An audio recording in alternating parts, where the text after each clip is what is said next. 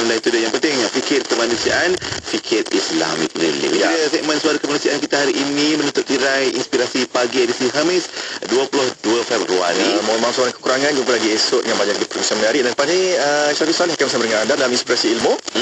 Sama nantikan perkongsiannya sehingga itu. Assalamualaikum warahmatullahi wabarakatuh. Bual bicara itu tadi dibawakan khas kepada anda oleh Islamic Relief Malaysia. Hubungi 03-8926-3434 untuk info lanjut.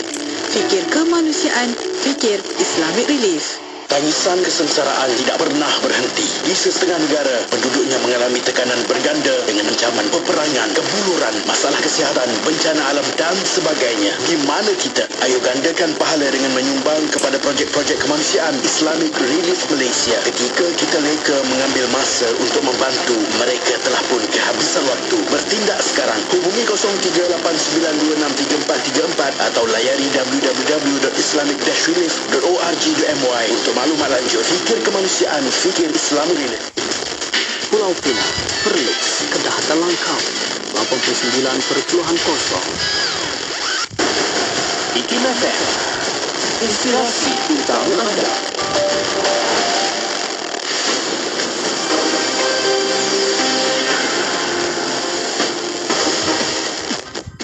Bismillahirrahmanirrahim. Assalamualaikum warahmatullahi wabarakatuh dan salam sejahtera. Bersama saya Ahmad Nazari Muhammad Yusof dalam berita IKIM FM. Pelaksanaan projek rintis pemanjangan waktu operasi klinik berhampiran hospital pada tahun lepas telah diteliti dan permohonan untuk meneruskan pembayaran elang lokem sedang dalam pertimbangan oleh agensi pusat. Kementerian Kesihatan Malaysia KKM dalam satu kenyataannya menyebut bahawa buat masa ini pegawai perubatan yang diarah bertugas pada hari Sabtu dan hari kelepasan am masih layak menuntut elang lokem, manakala pada hari Ahad pula melibatkan waktu bekerja mulai pada pukul 9 pagi hingga 1 tengah hari boleh menuntut cuti gantian tertakluk kepada kelulusan ketua jabatan. Menurut kenyataan KKM lagi, projek rintis itu telah dilaksanakan bermula pada 25 Mac hingga 31 Disember tahun lalu selepas mengambil kira isu kesesakan di hospital. Sebanyak 64 kes melibatkan institusi keluarga golongan asnaf telah dibantu menerusi program skim bantuan guaman asnaf di Kedah hasil kerjasama Jabatan Bantuan Guaman JBG dan Lembaga Zakat Negeri Kedah LZNK. Ketua Pengarah Jabatan Bantuan Guaman Malaysia Datuk Nur Azmi Muhammad Narawi berkata jumlah yang dicatatkan sejak tahun 2021 itu dilihat masih kecil meskipun hak kelayakan mendapatkan bantuan guaman penuh telah dinaikkan daripada RM30,000 kepada RM50,000 pada bulan Mei tahun lalu. Menurutnya lagi antara kes-kes yang berjaya diselesaikan termasuklah kes yang melibatkan penceraian seperti fasal, tallik, hak penjagaan anak serta muta'ah dan himak mengendalikan kes-kes tersebut seharusnya dimanfaatkan oleh golongan asnaf untuk mendapat pembelaan dan penyelesaian yang sewajarnya. Sekian saja berita IKIM FM untuk edisi 10 pagi ini. Assalamualaikum warahmatullahi wabarakatuh dan teruskan kesetiaan anda bersama kami di saluran IKIM FM Inspirasi Utama Anda. Laporan berita tadi dari sumber bernama. Mari rebut peluang berwakaf kerana wakaf itu memberikan pahala berterusan. Bersama sertai program wakaf buku IKIM untuk diberikan kepada mereka yang memerlukan. Program ini memberi manfaat kepada pihak-pihak yang memerlukan buku-buku ilmiah seperti perpustakaan awam, perpustakaan sekolah tahfiz, perpustakaan universiti, pusat sumber masjid dan lain-lain. Sekiranya anda berminat untuk menyertai program wakaf buku IKIM ini, hubungi atau WhatsApp 011-5769-5400 untuk tahu kaedahnya.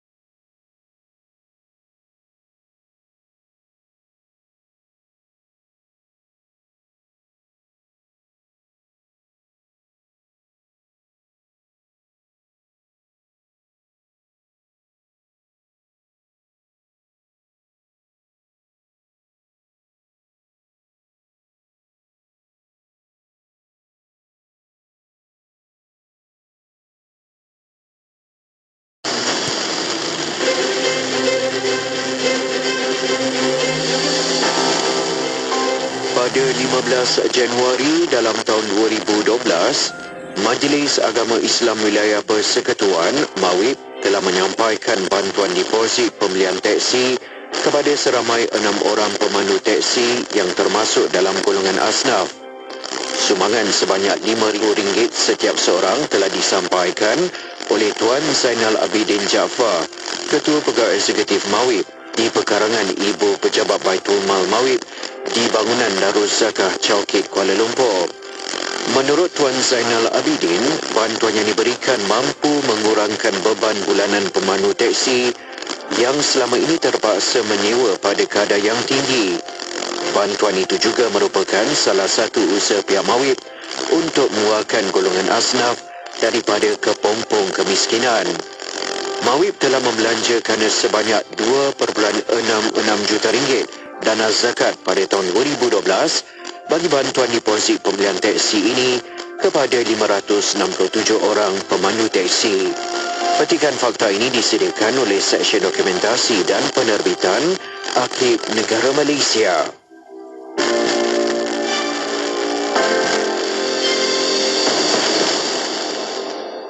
اللهم إنا نجعلك في نحور أعدائنا ونعوذ بك من شرورهم اللهم بدد شملهم وفرق جمعهم وشتت كلماتهم وزلزل أقدامهم وسلط عليهم كلبا من كلابك يا قهار يا جبار يا منتقم يا الله يا الله يا الله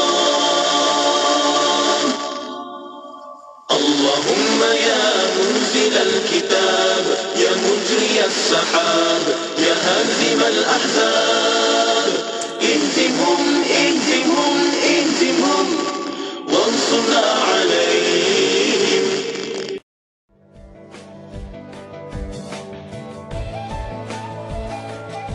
Pahala rugi, dan di sana ada orang yang beruntung walaupun dia tidur di atas katilnya, walaupun dia menunggang kuda ataupun menaiki kenderaan, dia bekerja di pejabat, bukan dia datang ke masjid, tetapi mereka ini mendapat pahala di sisi Allah. Contohnya kita datang bekerja setiap hari, daripada hari Isnin sampai hari Sabtu. Kalau DJ ni hari Ahad pun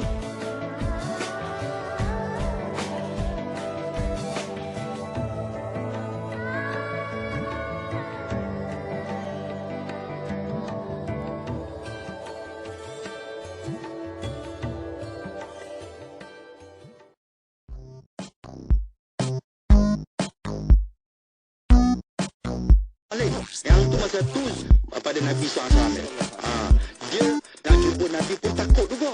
Macam kita nak jumpa satu orang syekh besar, nak cakap macam mana, jadi dia pun beradab. Dia tanya soalan pun dia tak terus sejamnya tu. Dia tanya, boleh Allah tak malu, mana Allah tak pernah meninggal perkara ni.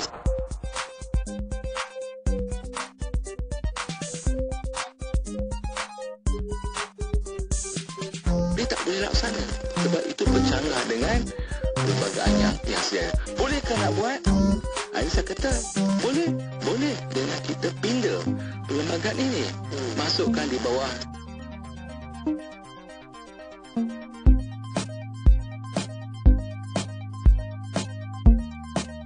Pun tengok dalam handphone saya ni, rasa macam tak ada nasyid. Satu dua lagu. Itu belum ada yang belum download lagi, yang buat minggu lepas ni. Ada lagi. Sebab semua kebanyakan lagu bila mereka minta tu baru je tahu. Dan satu lagi saya nak ni sikit. Tadi bila daripada nasyid jugalah. Betul.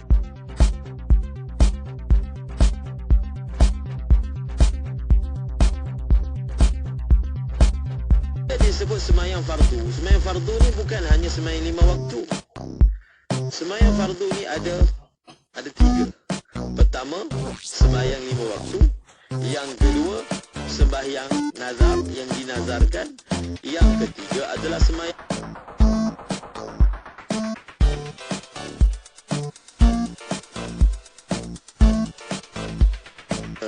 situ dia akan rujuk kepada Allah Ta'ala. InsyaAllah apapun yang datang pada dia itu, dia akan jadikan sebagai amanah untuk dia tadbir dengan cara yang baik, yang akhirnya nanti akan membawa kepada kerajaan. Betul. Itu yang penting. Jadi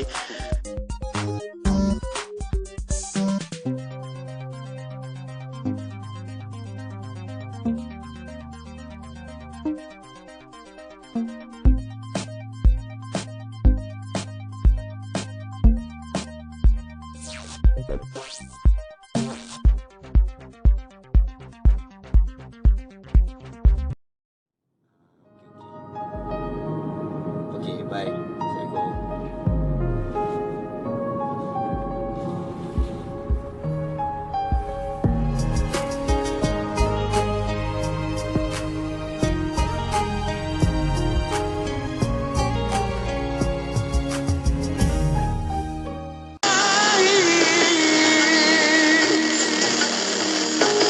Inikah petanda dekatnya dunia pada akhir kehancurannya. Kemenangan jadi setiap impian, menghalalkan segala cara. Inikah petanda senangnya kesombongan, akhir peradaban manusia, saling mengejar, saling menindas, hancurkan semua. Nuraniku mulai menangis kerana tak diperlukan lagi. Tinggalkan kebenaran dan kesombongan. Inikah petanda darimu Tuhan. Ya Allah, inikah petanda dekatnya dunia pada akhir kehancurannya. Serangkah manusia cipta pentakan, penuhi nafsu mereka. Sedih pedih bumi mulai menitis, menyaksikan gelagat manusia. Kiri dan kanan tiada bezanya, hancurkan semua. Nuraniku mulai menangis kerana tak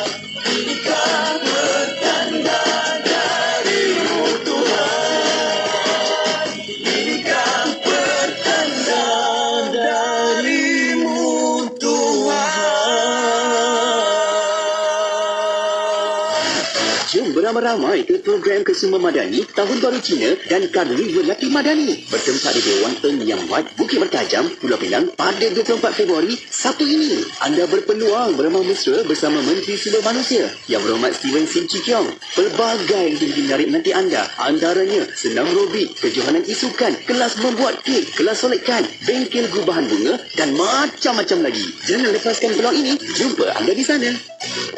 Encik Bahim, ada dengar tak IKIM FM nak terbitkan pelbagai rancangan khas Ramadan tahun ni? Ada peluang tau untuk kita jadi pelajar. Serius ke Encik Imran? Bagus tu. Jomlah kita sertai dan semarakkan bulan Ramadan yang penuh berkah ni bersama IKIM FM. Macam mana nak jadi pelajar? Senang je Encik Bahim. Kita hubungi je nombor ni 017-345-2564 atau 012-686-9236. Terbaik, produk kita pun boleh sampai kepada lebih sejuta pendengar. Apalagi, jom kita sertai sebagai rakan penaja dan menjadi sebahagian dari pengalaman Ramadan yang bermakna bersama IKIM FM. Tidak kira di mana jua, kami sentiasa bersama anda. IKIM FM, inspirasi utama anda.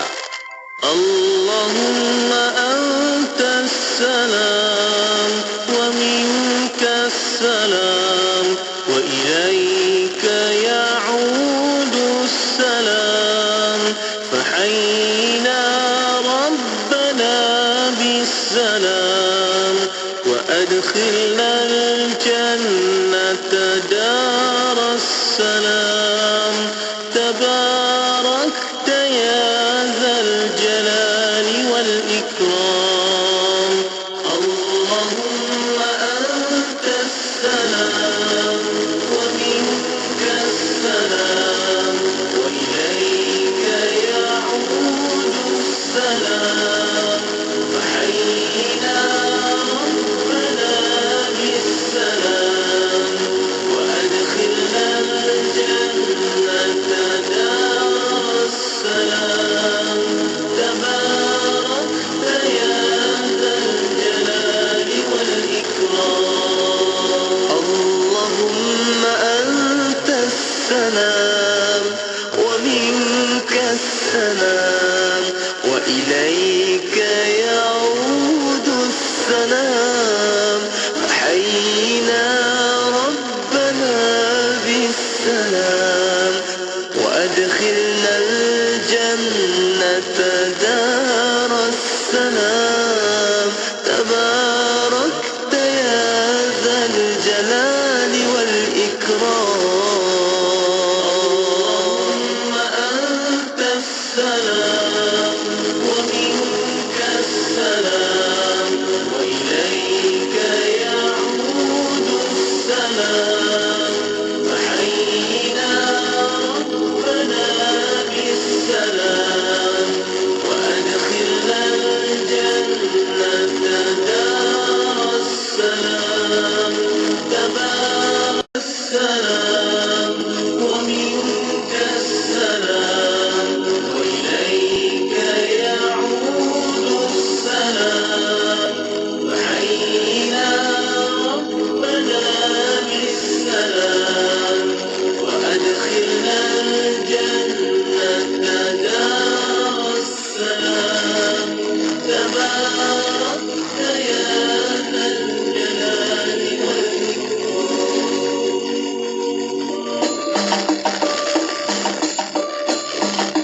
Masjid Muhammadiyah Ipoh.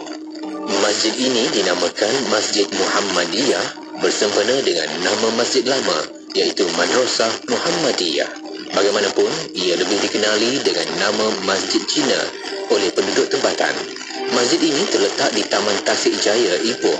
Ia telah siap dibina pada Ogos 2013 dan dibuka kepada orang ramai 4 hari sebelum Hari Raya Aidilfitri pada tahun yang sama. Masjid ini mempunyai seni bina setanding dengan Masjid Cina yang terdapat di Negeri Kelantan, Melaka dan Negeri Sembilan. Pintu masuk utama dihiasi tulisan Cina di bahagian kanan dan kiri, manakala perkataan Masjid Muhammadiyah dalam tulisan Rumi di bahagian atas. Masjid ini merupakan masjid yang pertama di Malaysia yang menggunakan sepenuhnya seni bina Cina. Masjid Cina yang pertama telah dibina di Negeri Kelantan. Bagaimanapun, seni bina masjid di Kelantan telah mengambil inspirasi gabungan seni bina Cina dan Siam.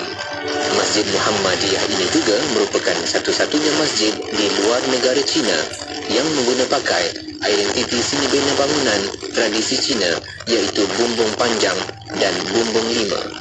Warna merah turut dijadikan warna utama pada kebanyakan struktur tiang, menara dan pintu gerbang. Selain itu, pohon buluh yang menggambarkan tradisi Cina turut banyak ditanam di kawasan taman-taman kecil di persekitaran masjid. Bahagian bumbung pula dihiasi dengan motif bunga raya menggantikan motif teratai yang biasanya digunakan dalam seni bina Cina. Masjid ini diurus takbir oleh Jawatan Kuasa Masjid Muhammadiyah yang lama dan Persatuan Cina Muslim Cawangan Ipoh. Keseluruhan masjid ini boleh memuatkan 1,000 jemaah pada satu-satu masa. Ruang solat utama boleh memuatkan 800 orang, manakala ruang solat wanita yang terletak di tingkat atas pula boleh memuatkan 200 orang. Masjid ini telah mendapat perhatian pelancong daripada negara Cina selepas masjid ini diperkenalkan di saluran televisyen. Menurut Jawatan Kuasa Masjid, mereka juga telah menerima banyak permintaan untuk melawat masjid ini daripada pelawat bukan Muslim.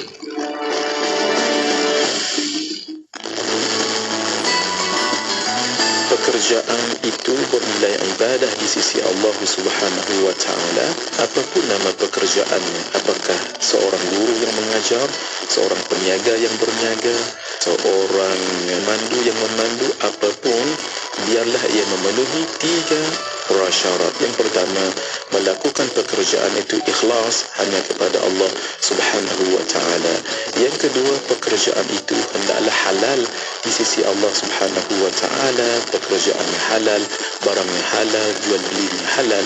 Dan yang ketiga, hendaklah dia mengikuti prasyarat yang telah disebutkan di dalam Al-Quran dan Hadis, umpamanya berniaga dengan jujur, tidak ada unsur-unsur riba, melakukan sesuatu dengan hanya niat untuk menolong orang lain supaya mudah dan senang dan mendapat keredaan Allah Subhanahu wa Ta'ala.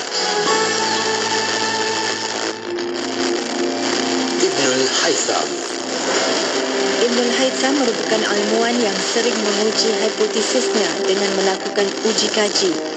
Usahanya itu akhirnya membentuk kaedah saintifik lebih 200 tahun sebelum sarjana Eropah mempelajarinya, iaitu dengan membaca karya-karyanya. Melalui uji kaji yang dijalankan itulah, misalnya, beliau mendapati cahaya bergerak pada garisan lurus. Uji kaji yang dijalankan beliau ialah dengan menggunakan kanta, cermin, pembiasan dan juga pantulan. Beliau merupakan orang pertama yang melihat komponen-komponen melintang dan menegak, cahaya yang terpantul dan terbias secara berasingan. Hal ini merupakan langkah penting untuk memahami optik dalam konteks geometri. Ibnul Haytham juga mengkaji proses terbentuknya penglihatan, struktur mata, pembentukan imej dalam mata dan sistem penglihatan. Ibnul Haytham yang digelar Bapa Optik meninggal dunia ketika berusia 74 tahun di Mesir pada tahun 354 Hijriah bersamaan 1039 Masihi. Penyampai berkaliber. Sejak hari Isnin, Kepada anda, saya dan juga pengisian bermutu. Inspirasi utama anda. Semuanya di IKIM FM. Allahumma salli ala Sayyidina Muhammad wa ala alihi wa sahbihi wa barik wa salim. Assalamualaikum warahmatullahi wabarakatuh. Selamat pagi kepada anda. Saya Syafiq. Kita bersama-sama di Inspirasi Ilmu nak bawakan rancangan Tahsinul Ibadah seperti biasa. Setiap hari Khamis ni kita nak teruskan lagi bual bicara menerusi perkongsian yang sangat bermanfaat. Jom sama-sama tonton di Facebook Live IKIM FM dan kita buka ruang peluang kepada anda juga. Hantarkan soalan pertanyaan menerusi ke talian WhatsApp konti 0112900404 mahupun dekat Facebook Live tu boleh letakkan soalan pertanyaan anda di bahagian ruangan komen. Okey, kita nak sama-sama bawakan lagi perkongsian yang sangat bermanfaat ini bersama dengan tetamu kita iaitu Al-Fadhil Ustaz Ahmad Lutfi Muharram yang dah pun ada bersama kita dekat dalam talian ketika ini. Assalamualaikum Ustaz. Waalaikumsalam warahmatullahi wabarakatuh. Masya Allah. Apa khabar Ustaz? Alhamdulillah. Kan, semoga baik-baik Ustaz. InsyaAllah kalau tengok dalam suasana tu Ustaz, pasti berada di Pusat Pengajian Islam Miftahul Ulum Sri Petani Kuala Lumpur. Masya Allah kan, saya teringin lagi nak pergi kat situ Ustaz. Nanti kita boleh ziarah-ziarah lagi Ustaz. Kan, seronok kita dalam suasana ilmu tu. Allahu Akbar. Baik Ustaz, apapun juga untuk hari ini Ustaz, kita nak bawakan lagi perkongsian Intisari Matan Al-Zubat. Ini dia kitab dia. Jom sama-sama kita buka.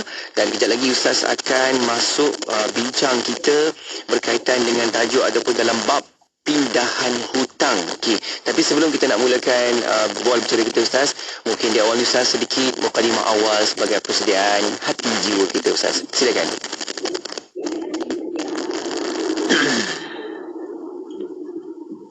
Assalamualaikum warahmatullahi wabarakatuh.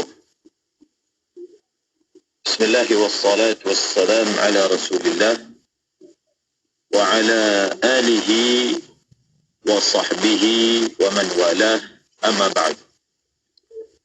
Terima kasih kepada DJ Syafiq. Sama Ustaz. Menulis rancangan Tahsinul Ibadah. Seterusnya sidang pendengar IKIM yang dirahmati Allah Subhanahu wa ta'ala.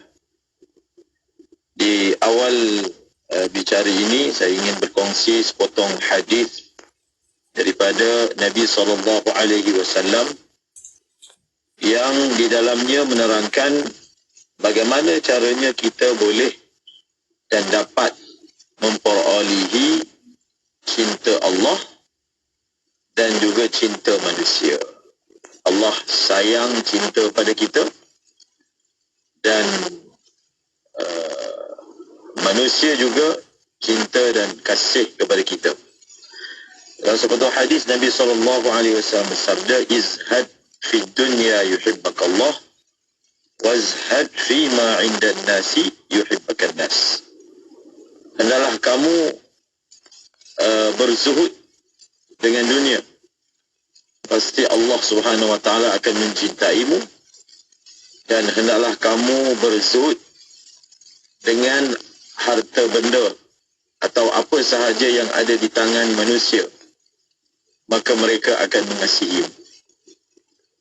Apa maksud seseorang itu berzuhud daripada dunia? Iaitu dia tidak menggantungkan hati dia, menggantungkan rasa takjub dia, menggantungkan rasa megah dia dengan perkara-perkara duniawi. Kerana dia menyadari bahawasanya perkara duniawi itu adalah perkara yang sementara, yang Allah Subhanahu Wa Taala sifatkan sebagai binasa, sementara, hina. Manakala yang dia gantungkan hati dia adalah rasa kebesaran kepada perkara-perkara yang berkaitan dengan akhirat. Sesiapa yang mempunyai sifat seperti ini, dia akan dikasihi oleh Allah Subhanahu Wa Taala. Dan yang kedua, berkaitan dengan janganlah kita menaruh keinginan mahu mendapatkan yang ada di tangan manusia. Kerana manusia ini kalau kita minta sekali dia bagi, minta dua kali mungkin dia bagi, tapi bila berkali-kali dia jadi marah pula, jadi tak suka pada kita. Jadi dengan satu orang itu menunjukkan rasa tak perlu dia kepada orang lain, rasa tak berhajat dia kepada harta yang ada pada orang lain, jawatan yang ada pada orang lain, maka dia akan hidup dalam keadaan unggul. Orang akan muliakan dia. Kerana kadang-kadang ni manusia ni kalau kita selalu minta dengan dia, dia akan rasa kita ni hina. Kita ini rasa dilihat kecil isi dia. Tetapi kalau seseorang itu dilihat seperti tidak meminta dengan orang, maka dia akan dilihat sebagai orang yang unggul. Akan dipandang tinggi oleh orang yang mempunyai kelebihan. Kerana dia tengok orang ni tak pernah meminta dengan aku, hidup macam tak perlu apa-apa, maka akan datang mahabbah, kasih sayang manusia kepada dia. Allah. InsyaAllah Ustaz, itu dia kan Ustaz. Perlunya kita zuhud dalam beberapa keadaan kehidupan kita dan jangan meminta-minta. Ini penting kan Ustaz. Kalau kita tengok, kalau kita minta dekat Allah ni, orang kata memang tak akan rugi. Tapi kalau kita minta-minta kat manusia tu, dia ada, dia punya batas-batas dia kan. Sebab tu kalau kita tengok daripada sudut permintaan kita kembalilah kepada Allah Subhanahu Wa Taala seperti apa yang kita pernah bincangkan kan Ustaz. InsyaAllah terima kasih Ustaz atas ingatan bersama-sama Ustaz. Semoga dapat kita jadi sematan ingatan sepanjang masa dalam kehidupan kita. Baik Ustaz, jom kita teruskan untuk bual bicara kita pada kali ini. Kita nak bincang berkaitan dengan tajuk pindahan hutang dalam bab ke-28 muka surat 161 menerusi kitab Intisari Matan Al-Zubat. Ustaz silakan Ustaz sedikit dalam mukadimah awal tajuk ini Ustaz silakan. Bismillahirrahmanirrahim. Nahmaduhu nusalli ala Rasulil Karim. Tajuk yang kita akan bicarakan pada pagi ini berkaitan dengan yang disebut sebagai hawalah ataupun pindahan hutang. Babul hawalah, bab berkaitan dengan pindahan hutang. Secara ringkasnya, penjelasan tentang pindahan hutang ni iaitu kita memindahkan tanggungjawab bayar hutang daripada kita pindahkan kepada orang lain. Dan akad hawalah ini adalah merupakan salah satu daripada alternatif penyelesaian hutang ataupun salah satu daripada alternatif penstrukturan semula hutang ataupun kaedah-kaedah supaya dapat melunaskan hutang. Antaranya adalah yang disebut sebagai hawalah. Jadi hawalah ini didefinisikan oleh ulama sebagai aqdun yaqtadi naqla daini min dhimma ila dhimma. Satu akad yang memberi impak pertukaran hutang daripada satu orang kepada orang yang lain. Jadi orang yang berhutang dan orang yang memberi hutang terkadang sampai ke satu tahap yang mana kita perlu melihat bagaimana kita dapat memudahkan pihak yang memberi hutang ataupun pihak yang berhutang, yang supaya janganlah hutang itu sampai tak boleh dibayar langsung. Kalau tak dapat bayar penuh pun bayar sebahagian daripadanya. Maka itulah ada akad yang disebut sebagai hawalah. Nabi SAW bersabda, matlul ghaniyyi zulmun wa idza utbi'a ahadukum ala mali'in falyatba. Hadis riwayat Bukhari dan Muslim. Nabi SAW bersabda, orang yang mempunyai kemampuan membayar hutang tetapi dia menangguhkannya, perbuatan dia itu adalah perbuatan yang zalim. Kemudian Nabi SAW juga memberi saranan kepada orang yang bagi hutang. Jadi kadang-kadang kita perlu buat sesuatu kerjasama supaya hutang yang kita berikan itu, yang ditanggung oleh pihak yang lain itu dapat dibayar. Antaranya dengan jalan hawalah. Lalu Nabi SAW bersabda, apabila hutang seseorang kamu itu dipindahkan kepada satu orang kaya, malik, orang yang mampu, maka setujulah. Contohnya, ada 3 orang berhutang. Ada 3 orang yang terlibat. A berhutang dengan B. C berhutang dengan A. A berhutang dengan B. C berhutang dengan A. Jadi A kata kepada B, hutang kamu yang aku kena bayar, aku transferkan. Jadi pindahan kita sebut transferkan hutang itu kepada C. C sepatutnya kena bayar pada aku, maka dia bayar kepada kamu. Aku sepatutnya bayar kepada kamu, tapi C bayar kepada kamu dan kita settle. Faham tak dia punya bentuk dia ataupun dia punya surah dia? A berhutang dengan B, C berhutang dengan A. Maka A kata pada C, hutang kamu kepada aku, kamu serahkan kepada B. Sebab apa? Aku pula ada hutang dengan B. Jadi kalaulah B bersetuju, kalau begitu kita deal, mana kita buat akad seperti ini, maka itulah yang disebut dalam syarak fiqh yang sebagai aqdul hawalah. Kita lihat bait syair yang pertama, kata pengarang, syartun ridal muhili wal muhtali luzumu daini infaqul mali. Baik, maksudnya syaratnya ialah adanya kerelaan pihak yang memindahkan hutang dan yang dipindahkan hutang kepadanya. Lazimnya akad kedua-dua hutang itu yang sama jenis dengan harta itu. Setelah saya jelaskan apakah rupanya ataupun bentuknya yang disebut sebagai transfer hutang ataupun akad hawalah, mari kita lihat apa yang disebut oleh penyair, oleh pengarang berkaitan dengan syarat-syarat hawalah.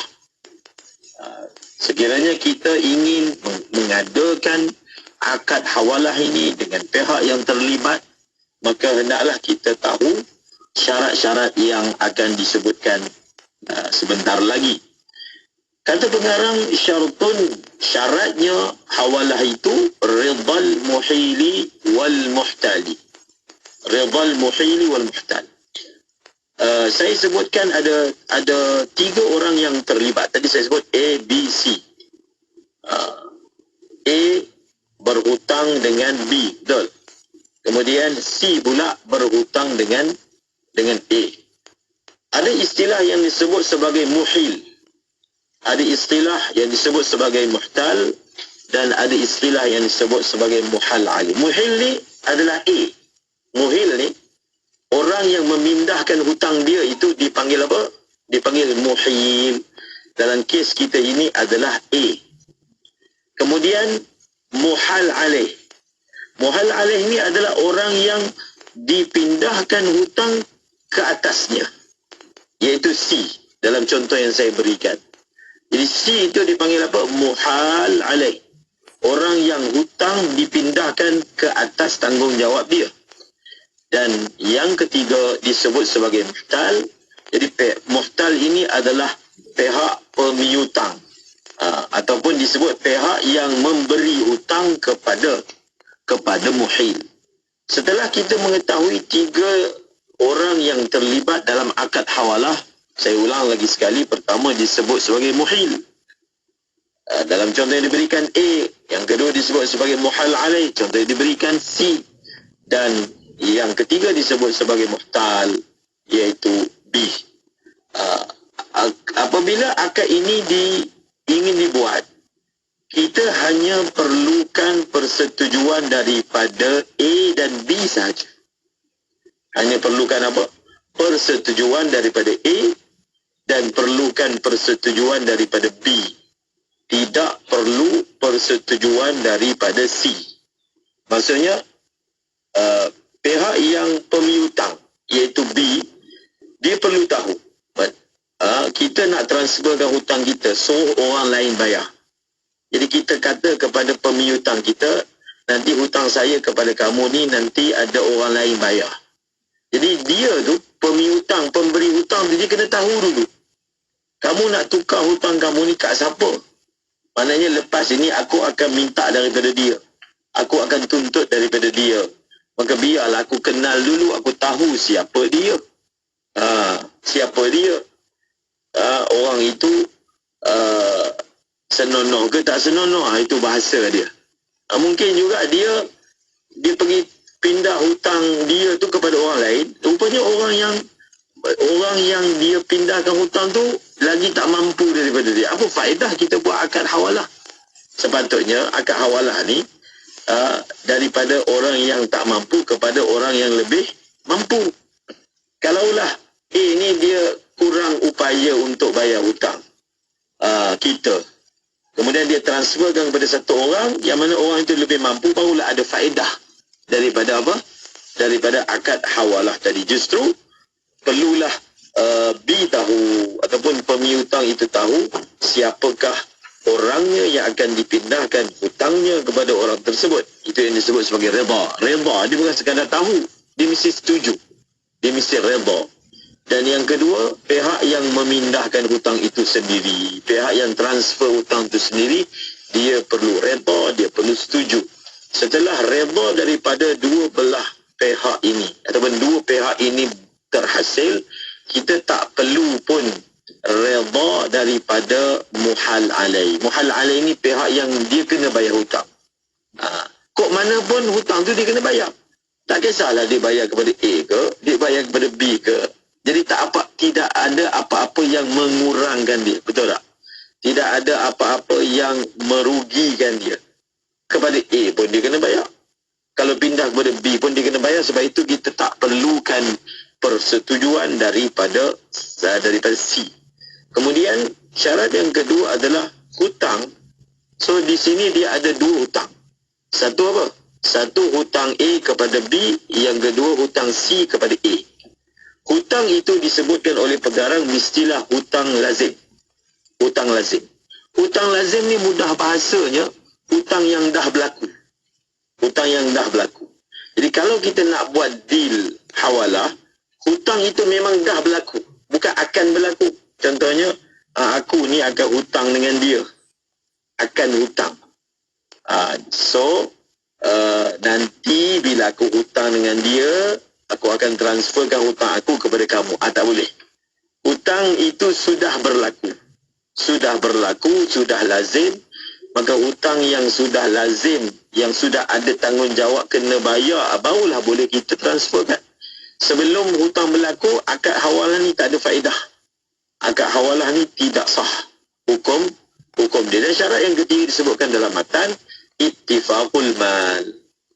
Hutang A dengan B dengan hutang C dengan A itu mesti kena sama.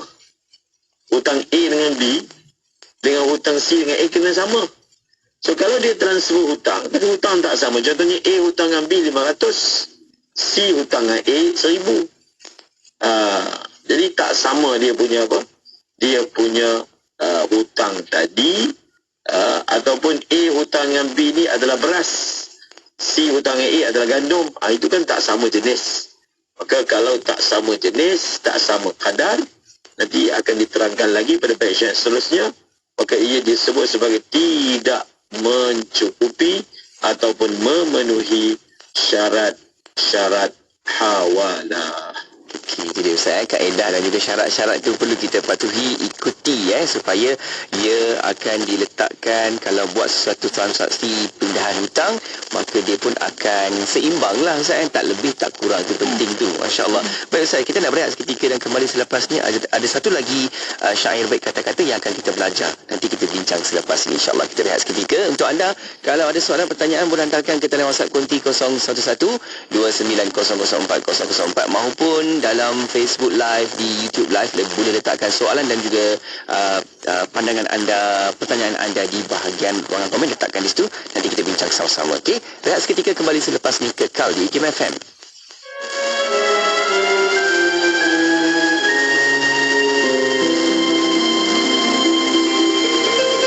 Al-Imam Muslim meriwayatkan bahawa ketika peristiwa perang Uhud, Sayyidina Maulana Rasulullah sallallahu alaihi wasallam telah diserang oleh kaum musyrikin Quraisy hingga patah gigi manis dan luka wajah baginda sallallahu alaihi wasallam.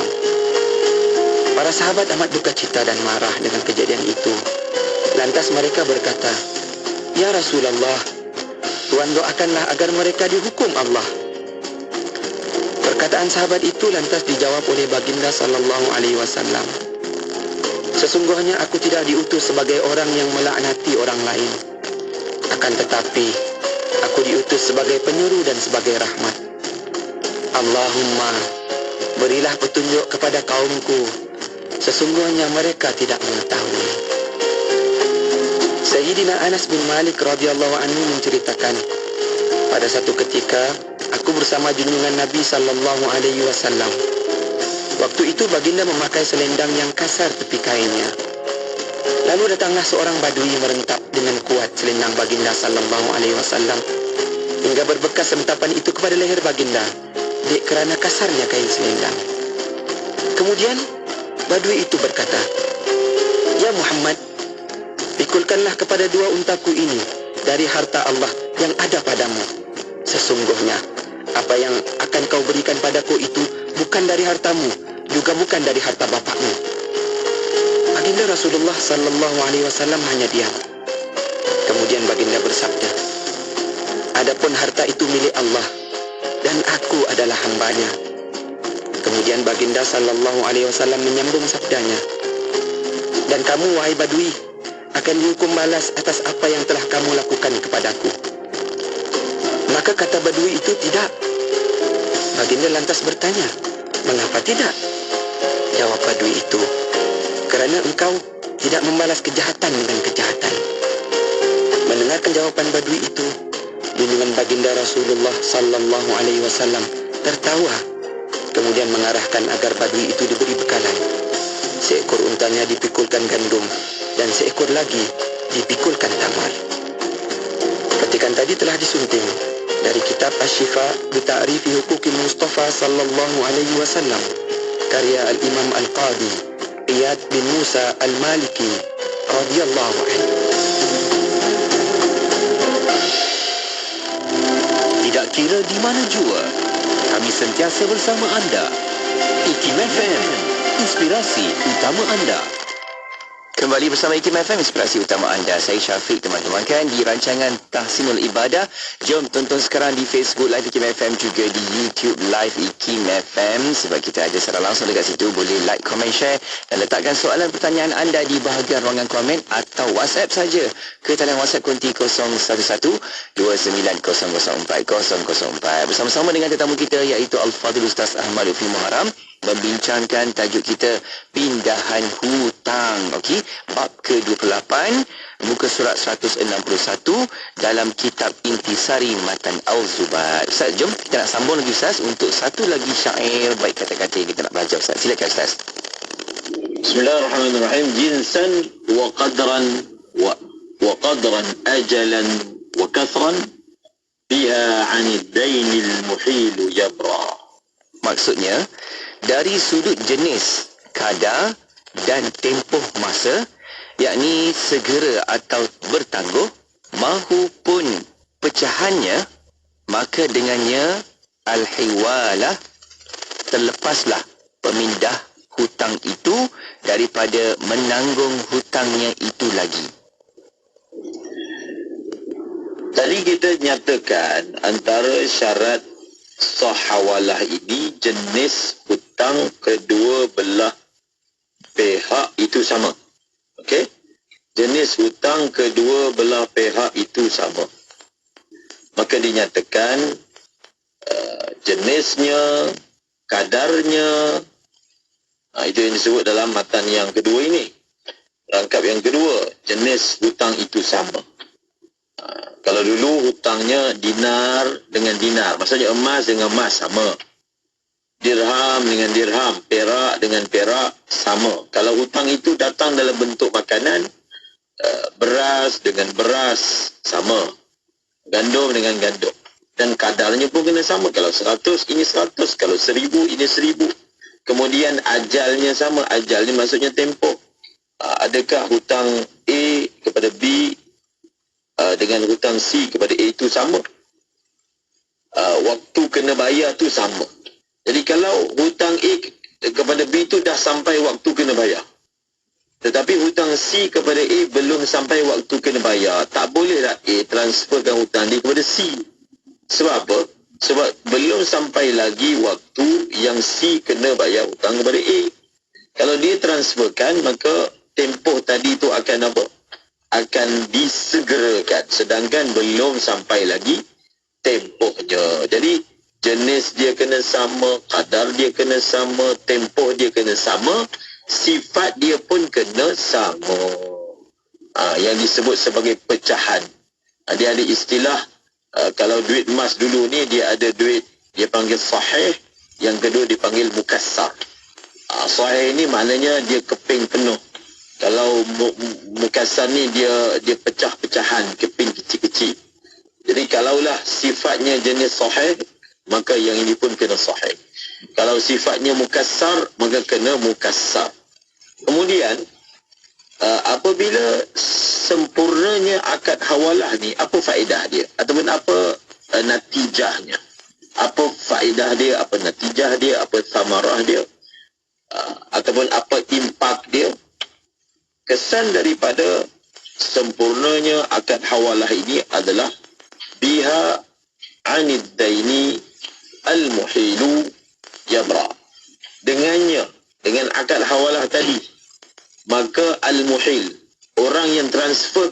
itu sudah bebas daripada hutang.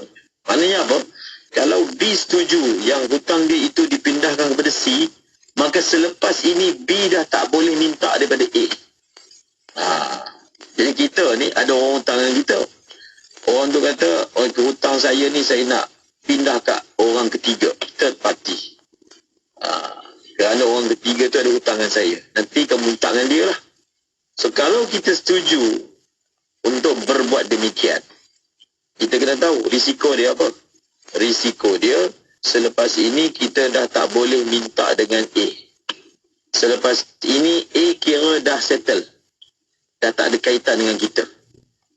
Jadi kita kena pastikan dulu pihak third party tu ia akan bayar kepada kita ni memang orang yang senonoh. Maksudnya orang yang mampu, orang yang bukan jenis tegar, degil. Jangan kita terlepas daripada mulut buaya masuk ke mulut buaya lagi besar, ataupun masuk ke mulut harimau. Jadi itu impak dia dan itu pesan dia. So kalau kita setuju, setelah kita membuat penilaian bahawasanya pihak third party itu mungkin lagi bagus, maka kita terima. Setelah kita sudah terima, kita tidak boleh patah balik.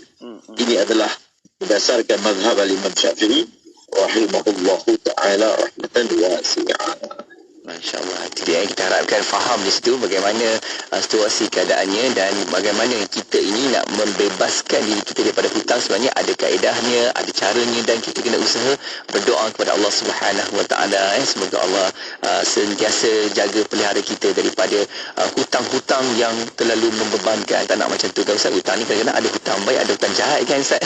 Kalau hutang baik itu beri manfaat kepada kita dan kita boleh susun keuangan kita dengan sebaik mungkin. InsyaAllah semoga hidup kita tenang saja Ustaz, tanpa hutang yang membebankan. Ustaz, kita ada sikit masa lagi Ustaz. Bolehkah kalau kita bawa sesi soal jawab Ustaz? Boleh? Boleh? Okey. Baik, syukur. Okey, kita nak terus ke talian WhatsApp konti. Banyak yang berkaitan dengan sesi soal jawab ibadah di sini. Ada sahabat kita bertanya, Ustaz, nak tahu sangat, boleh tak kita gabungkan solat sunat isyak dengan solat witir? Contohnya kita dah buat solat sunat isyak 2 rakaat, lagi 2 rakaat kita gabungkan dengan solat sunat witir. Boleh ke Ustaz? Bismillahirrahmanirrahim. Ada sembahyang-sembahyang sunat yang boleh digabungkan dan ada sembahyang-sembahyang sunat yang tidak boleh digabungkan. Sembahyang-sembahyang sunat yang boleh digabungkan disebut sebagai sunat ghairu maqsudah, dan sembahyang sunat yang tak boleh digabungkan adalah salat sunat maqsudah. Maka sembahyang witir dengan sembahyang ba'diyah isyak ini adalah sembahyang yang disebut sebagai sunat maqsudah. So apabila ia disebut sebagai sunat maqsudah, tidak boleh digabungkan. Sembahyang ba'diyah itu kena buat asing, dengan niat yang asing, dengan pergerakan yang asing, dan sembahyang witir itu dibuat asing. Tidak boleh digabungkan antara keduanya. Kalau seorang itu dia gabungkan juga dalam keadaan dia tahu benda ni tak boleh, maka solat itu tidak sah. Witir pun tak dapat, ba'diyah pun tidak dapat. Baik Ustaz, jelas. Kita nak ke Facebook Live IKIM FM. Ada sahabat kita bertanya berkaitan dengan aurat. Okey. Cahaya Sri, itu nama Facebooknya. Beliau bertanya, Ustaz, aurat menantu dengan bapa mertua tiri samakah dengan bapa mertua, Ustaz? Aurat menantu dengan bapa mertua tiri. Ini soalan seperti ini sebenarnya bulan lepas. Bukan bulan lepas, minggu lepas. Ada sepertinya lah. Tapi itu tanya tentang ibu tiri. Ya. Iaitu sebenarnya bapa mertua tiri ni, maksudnya mak mertua kita punya suami kan. Mak mertua kita punya suami. Itu yang orang panggil sebagai bapa mertua tiri. Mak mertua kita punya suami yang dia itu bukan ayah kepada suami kita. Betul? Maka kita kita sahaja guna istilah bapa mertua, tapi kalau dalam bahasa Arab ia tak dipanggil pun bapa mertua. Kita akan panggil suami kepada ibu mertua. Suami kepada ibu mertua. So suami kepada ibu mertua dengan kita maksud perempuan bukan mahram. So apabila bukan mahram, maka dia punya aurat dia tak boleh bersalaman adalah seperti antara dua orang asing, bukan dua mahram. Okey, baik Ustaz, jelas. Okey, kita nak ke soalan seterusnya di talian WhatsApp konti Ustaz. Ustaz, bagaimana hukum jika anak berhutang dengan ibu bapa atau sebaliknya, ibu bapa yang berhutang dengan anak-anak? Mohon pencerahan Ustaz. Hukumnya tak ada beza. Maksudnya hukumnya sama. Seperti mana kalau orang lain berhutang sesama mereka perlu dibayar, maka anak berhutang kepada ibu bapa ataupun ibu bapa kepada anak sama saja, iaitu perlu dibayar. Okey. Seterusnya, ada sahabat kita di Facebook Live bertanya, Ustaz, salah satu syarat sah puasa mestilah mumayyiz, dan bagaimana untuk kita melatih anak-anak yang belum mumayyiz untuk berpuasa, Ustaz? Sebenarnya latihan untuk berpuasa ni, kita tunggu anak tu mumayyiz lah. Kita tunggu anak tu mumayyiz. Kerana macam contohnya, kita disuruh untuk menyuruh anak berpuasa ketika dia umur 7 tahun. Jadi paling kurang anak yang kita nak suruh dia puasa tu, dia umur 7 tahun lah. Dia umur apa? Dia umur 7 tahun. Barulah kita suruh dia berpuasa. Dan puasa atas diri dia tu tak wajib. Jadi kita latih dia sedikit demi sedikit, seperti yang selalu orang tua kita buat. Dia disuruh sahur bersama dengan kita, kemudian dia diberi hadiah kalau dia dapat menyempurnakan puasa dia, sehinggalah berpuasa itu menjadi tabiat dan kebiasaannya ketika dia sudah mencapai umur baligh dan sudah menjadi mukallaf. Okey, baik Ustaz, jelas. Kita nak teruskan lagi dengan soalan di talian WhatsApp yang kita dapat. Ustaz, macam mana kita nak kira hutang orang pada kita? Sebab semasa dia pinjam duit pada saya tak buat sembarang catatan. Jadi saya tak ingat jumlah hutang yang tepat. Boleh tak saya agak-agak saja jumlah hutang orang itu kepada saya? Bagaimana Ustaz? Kalau hutang orang kepada kita, cara kita agak, kita kena ambil yang terendah. Kita tak boleh ambil yang tertinggi. Kalau kita hutang orang, tak apa, kita ambil lebih. Tak apalah, bayar lebih. Kurang kan? Tapi kalau orang hutang dengan kita kalau kita tak ingat, maka itu kecuaian kita. Sebab kita tak tulis. Jadi kalau kita nak tuntut, kita ambil anggaran paling rendah. Maksudnya hutang dia ni pada saya ni tak lebih lah sampai 1,000. Tapi 1,000 tu pasti, ataupun kita kata tak sampai, tak lebih 1,000. Tak sampailah sampai 1,000. Tapi 700 tu pasti. Cuma tak ingat lah. Lembut 700 ke ataupun 700 saja. Contoh macam tu kan. Maka kita ambil 700 lah. Kan? Kadar yang paling minimum yang kita kata tak kurang dari itu. Yang aku ingat tak kurang 700. Tapi tak pasti adakah dia melebihi 700. Tapi yang pastinya tak kurang 700, tak sampai 1,000. So nak buat macam mana? Yang itu yang diingat. Maka dia ambil 700 lah. Kadar paling minimum sebagai hati-hati. Sebab kalau dia letak lebih tinggi, mungkin terlebih. Kalau terlebih tak jadi masalah kan. Maka itulah yang dia kena korbankan di atas kecuaian